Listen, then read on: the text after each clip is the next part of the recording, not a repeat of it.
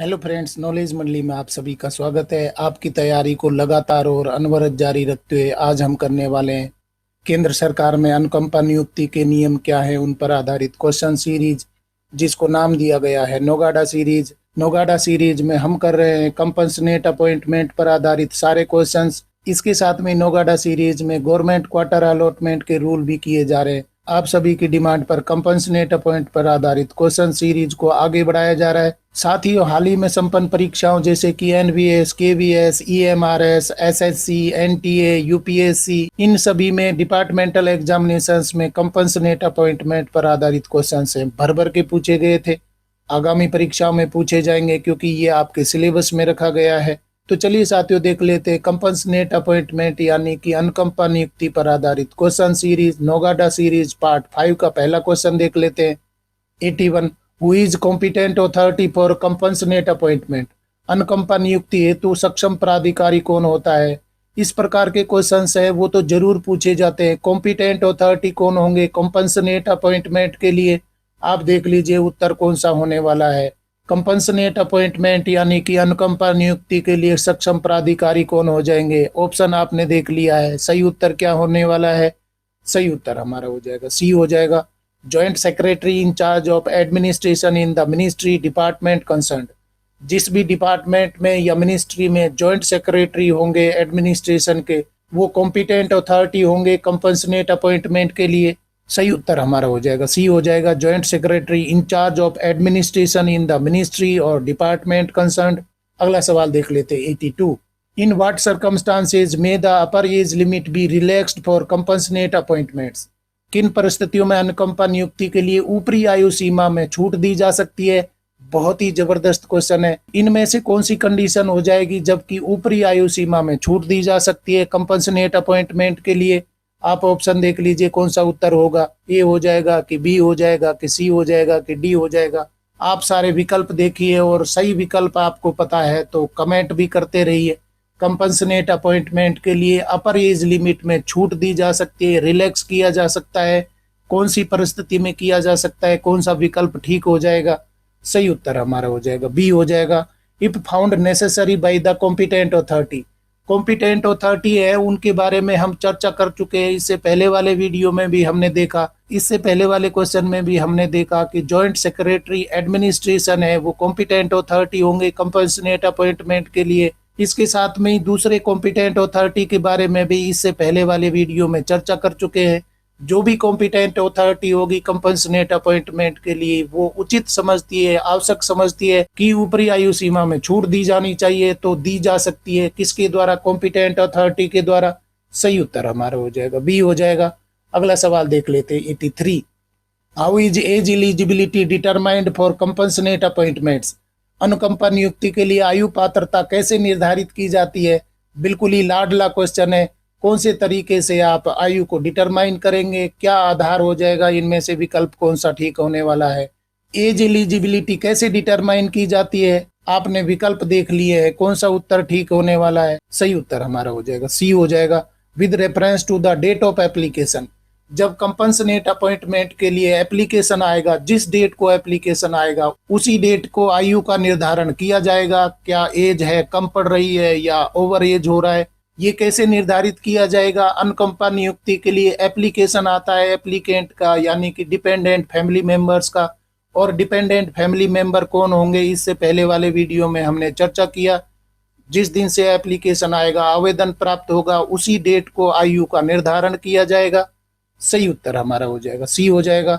Move to question number 84 what is the minimum age limit that should not be relaxed for compassionate appointments. अनुकंपा नियुक्ति के लिए न्यूनतम आयु सीमा क्या है जिसमें छूट नहीं दी जानी चाहिए। गजब का ही क्वेश्चन है। 16 ईयर्स, 18 ईयर्स, 20 ईयर्स, 22 ईयर्स। न्यूनतम आयु सीमा कंपनसेट अपॉइंटमेंट के लिए एप्लीकेशन आया है तो न्यूनतम एज क्या होनी चाहिए। उस अपॉइंटमेंट के लिए न्यूनतम एज है कितनी होनी चाहिए, उसमें छूट भी नहीं दी जा सकती। न्यूनतम आयु में छूट नहीं दी जा सकती तो वो एज कितनी होनी चाहिए। बड़ा ही आसान क्वेश्चन है, परंतु इस प्रकार के आसान क्वेश्चन को अगर हम गलत करके आते हैं तो एग्जाम हॉल से बाहर आने पर हमारा चेहरा देखने लायक बनता है। सही उत्तर हमारा हो जाएगा बी हो जाएगा 18 ईयर्स।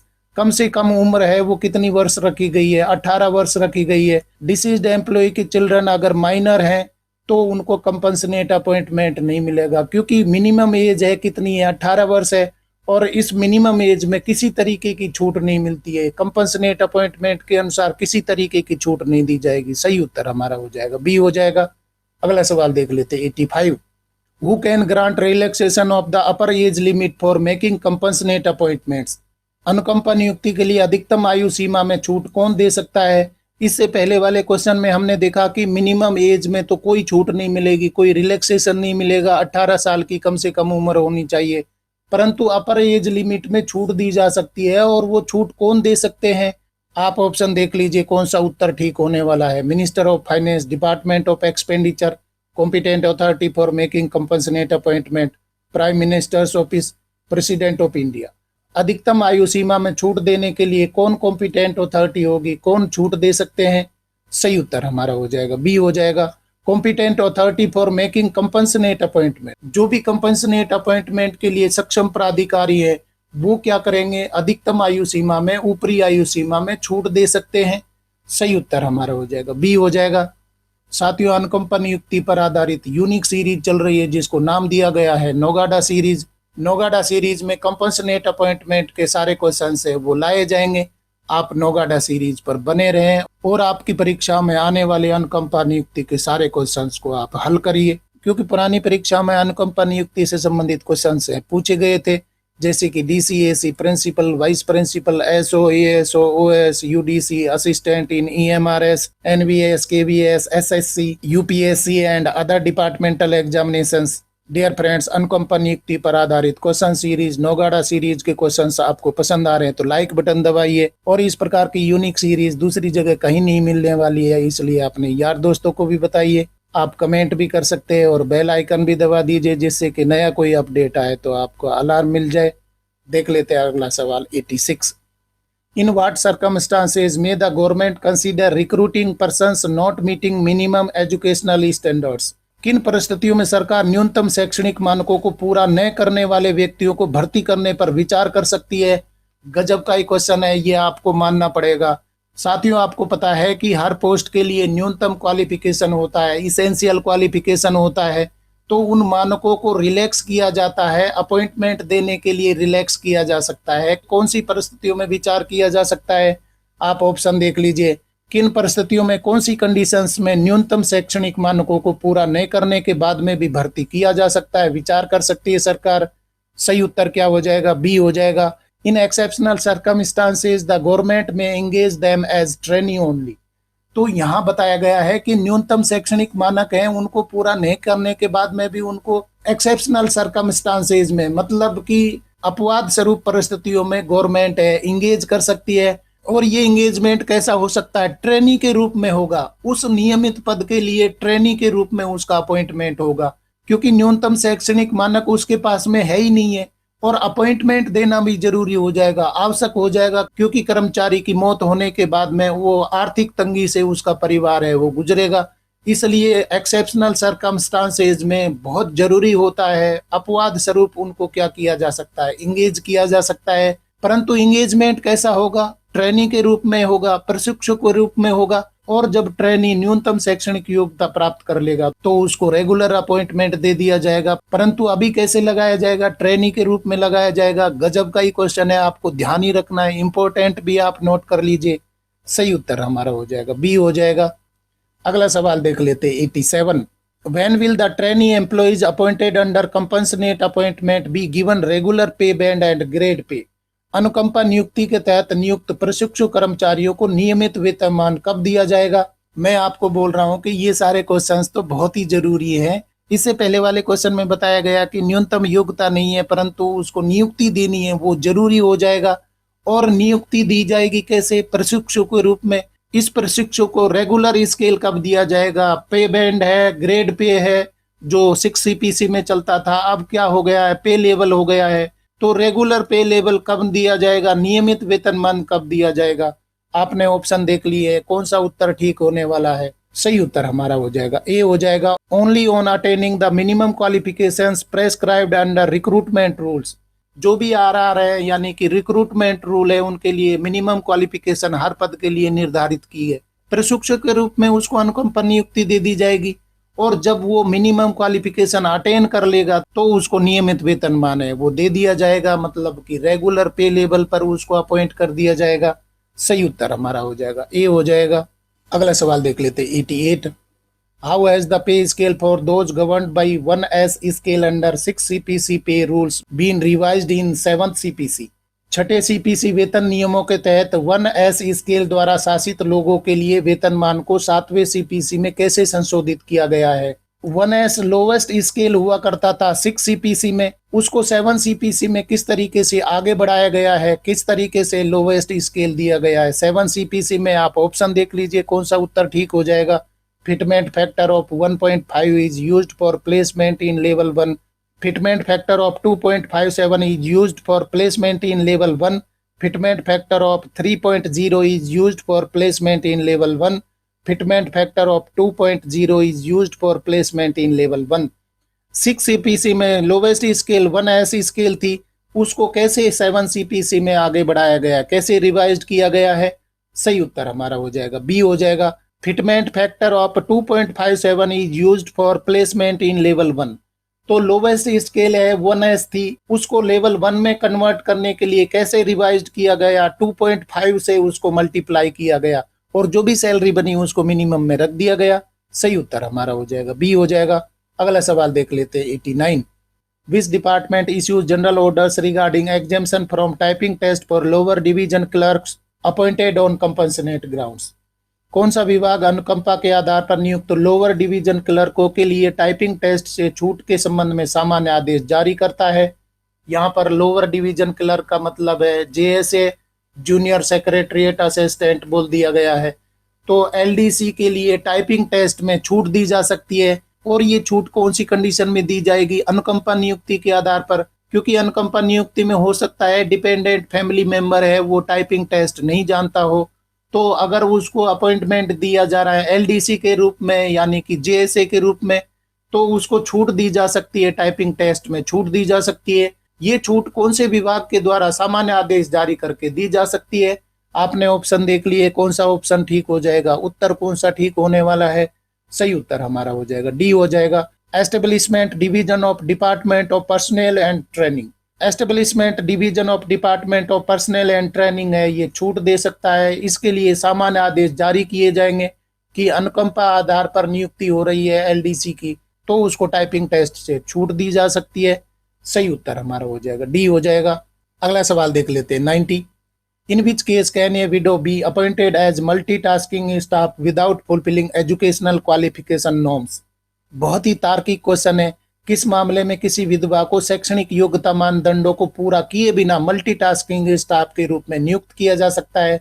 कोई विडो है उसको MTS के रूप में नियुक्त किया जा सकता है if she has prior work experience, if she has exceptional skills, if duties can be performed with on job training, if she has a recommendation from a senior official. किन परिस्थितियों में विधवा को शैक्षणिक योग्यता नहीं होने के बाद में भी MTS के रूप में नियुक्त किया जा सकता है? सही उत्तर हमारा हो जाएगा सी हो जाएगा।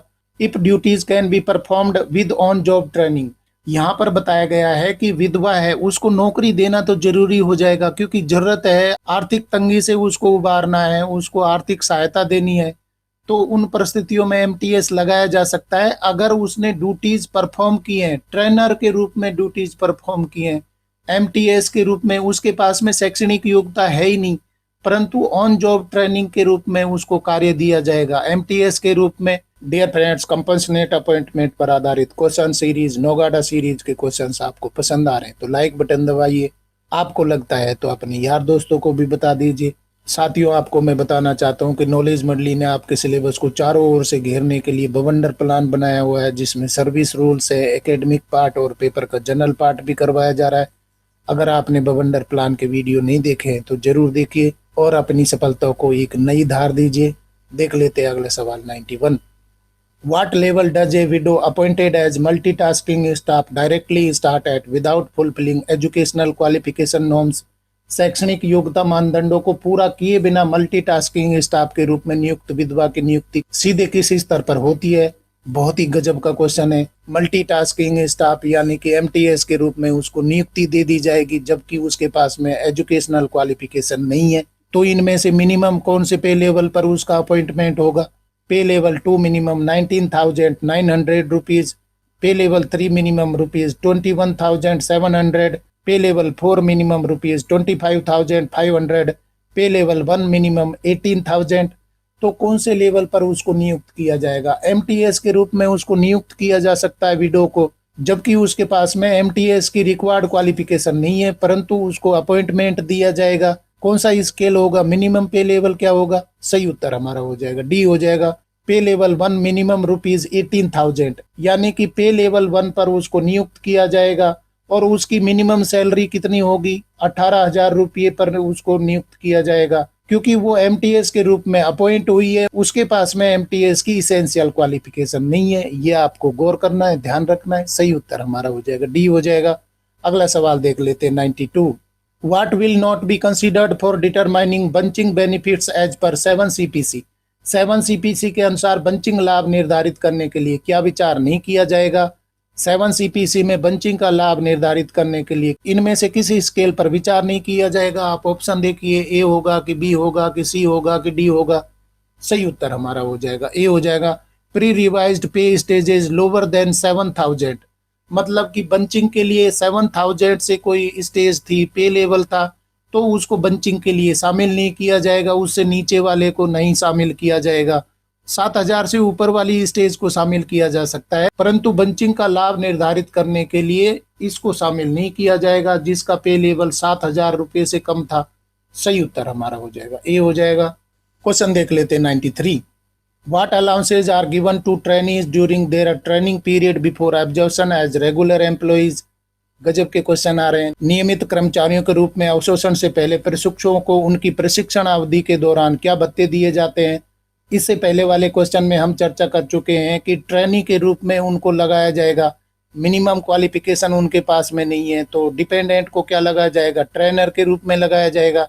और अगर वो ट्रेनर के रूप में लगे हुए हैं तो उनको कौन कौन से भत्ते दिए जाएंगे? इनमें से कौन सा उत्तर ठीक हो जाएगा? ट्रेनी के रूप में उनको अपॉइंट क्यों किया गया था? क्योंकि उनके पास में इसेंशियल क्वालिफिकेशन नहीं थी। जब वो ट्रेनिंग करेंगे उस पीरियड में मिनिमम क्वालिफिकेशन भी अटेन कर लेंगे तो उनको एब्जॉर्ब किया जा सकता है, रेगुलर एब्जॉर्प्शन दिया जा सकता है। परंतु जब तक वो ट्रेनी के रूप में कार्य कर रहे हैं उनको कौन कौन से भत्ते दिए जाएंगे? आपने ऑप्शन देख लिए, कौन से भत्ते दिए जाएंगे? सही उत्तर यहाँ पर हो जाएगा बी हो जाएगा।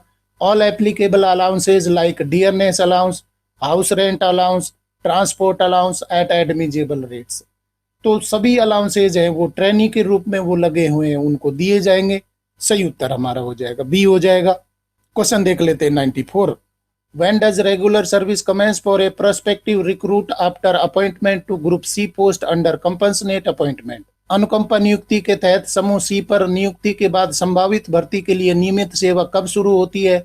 इससे पहले वाले वीडियोज में हम चर्चा कर चुके हैं कि अनुकंपा नियुक्ति कौन से समूह के पदों पर होती है। समूह सी पर होती है और समूह सी पर नियुक्ति हो गई है तो नियुक्ति के बाद संभावित भर्ती के लिए नियमित सेवा कब शुरू होगी? उसको कब नियमित किया जाएगा? कब से नियमित सेवा में माना जाएगा?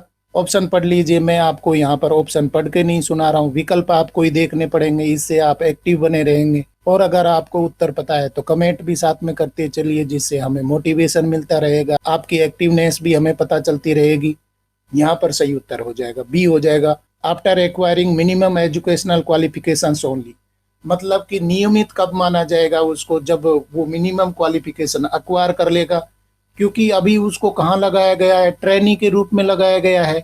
और ट्रेनी है जब मिनिमम एजुकेशनल क्वालिफिकेशन प्राप्त कर लेगा तो समूह सी की नियमित सेवा में उसको एब्जॉर्ब कर लिया जाएगा, सेवा में मान लिया जाएगा। सही उत्तर हमारा हो जाएगा बी हो जाएगा।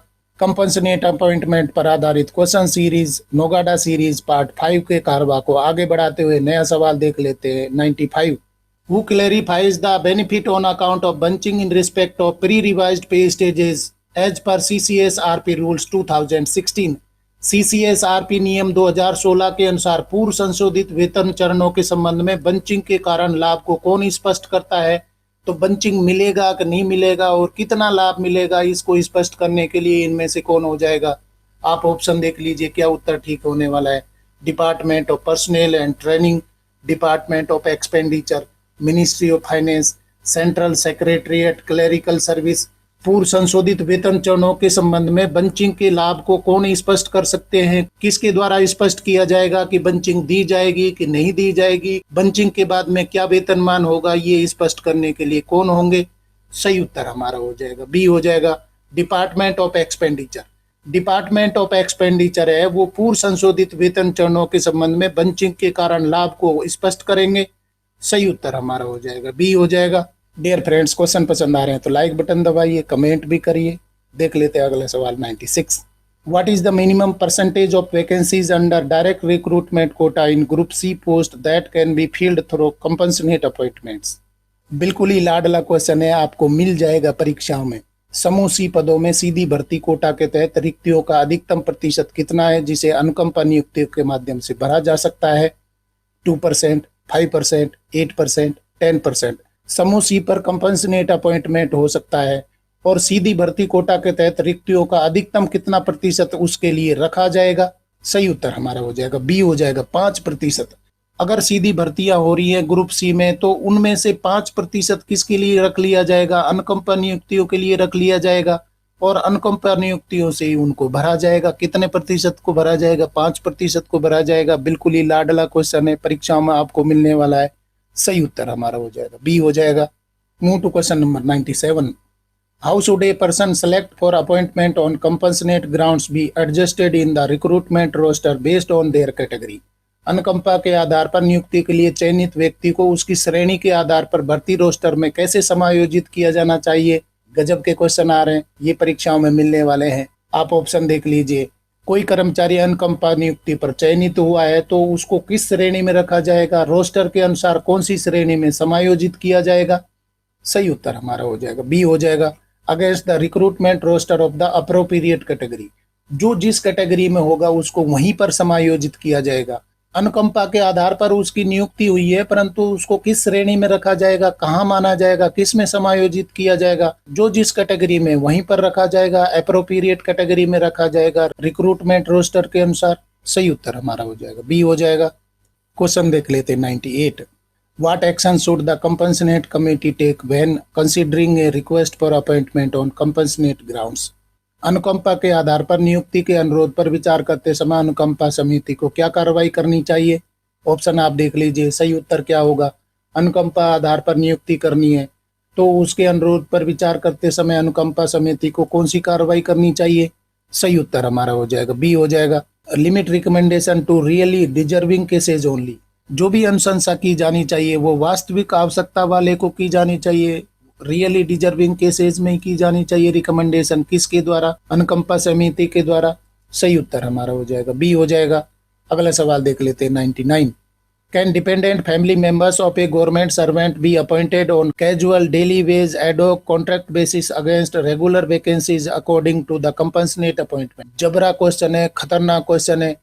क्या किसी सरकारी सेवक के आश्रित परिवार के सदस्य को अनुकंपा नियुक्ति के अनुसार नियमित रिक्तियों के विरुद्ध आकस्मिक या दैनिक वेतन या तदर्थ या संविदा के आधार पर नियुक्त किया जा सकता है?